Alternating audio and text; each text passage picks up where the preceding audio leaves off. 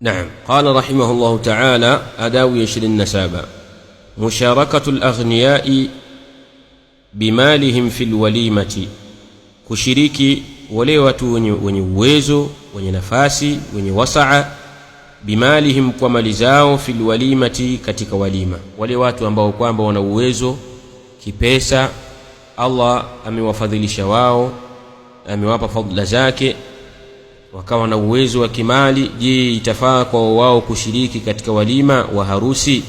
Qala rahimahullahu ta'ala: wa yustahabbu an yusharika dhawul fadli was-sa'a fi i'dadiha, na inapendeza kushiriki wale wenye fadla na wenye saa, wenye wasaa katika kuandaa walima. Inafaa jamaa, marafiki, ndugu ambao wana uwezo wa kusaidia katika jambo la walima, inafaa kwa wao kutumia pesa zao katika walima kwa ajili ya ndugu yao. Mas'ala 28, adabu 28. Qala rahimahullah ta'ala: tahrimu takhsis al-aghniya'i bid-da'wa.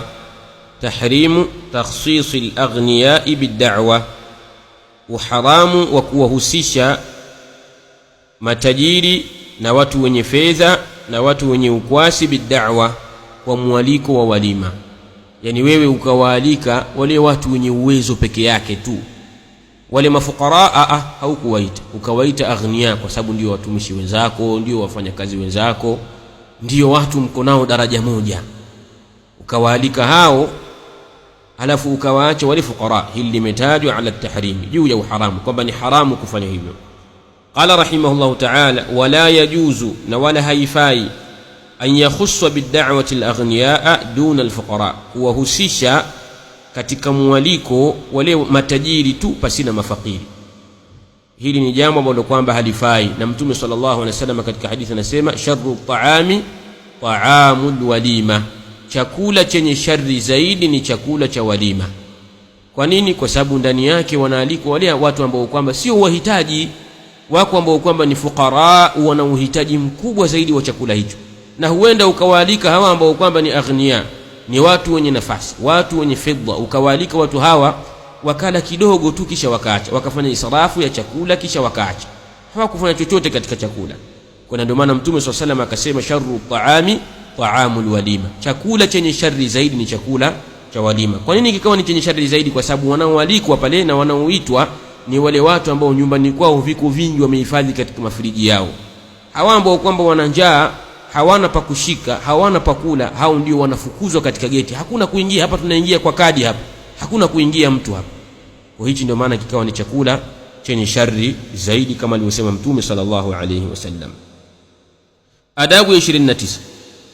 Qala rahimahullahu ta'ala: wujubu ijabati da'wa, wajibu wa kuitikia mwaliko, wito ule wa walima.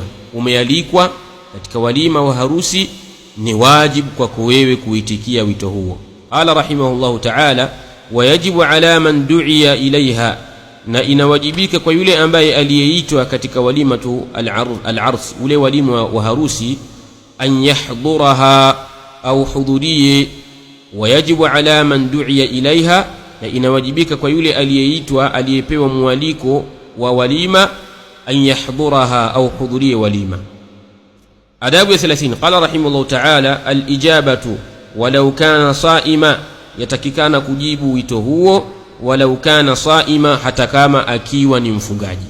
Walau kana saima, hata kama akiwa ni mwenye kufunga, amefunga, lakini ni wajibu kwake yeye kuitikia wito huo. Qala rahimahullahu ta'ala: wayambaghi an yujiba, na yatakikana yeye kujibu na kuitikia wito wa walima, walau kana saima, hata kama akiwa ni mfungaji. Liqaulihi sallallahu alayhi wasallam, wa qawli yake Mtume sallallahu alayhi wasallam: idha du'iya ahadukum ila ta'amin, pindi atakapoitwa, atakapoalikwa mmoja wenu katika chakula, falyujib, basi na ajibu, aitikie wito huo. Ametaja bisighati al-amr, na hii inafidisha alwujub. Fa idha kana muftiran, ikiwa ni mwenye kufungua, manake hajafunga, falyat'am, basi na ale. Ikiwa hajafunga basi na ale. Wa in kana saima, na ikiwa ni mwenye kufunga, falyusalli, yani ad-du'a, basi na amuombe dua yule aliyemuita, amuombe dua yule aliyemwalika katika walima huo na yule aliyemwalika katika chakula hicho.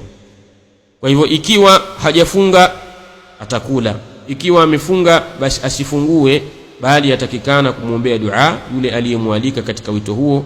Wallahu tabaraka wa taala a'lam.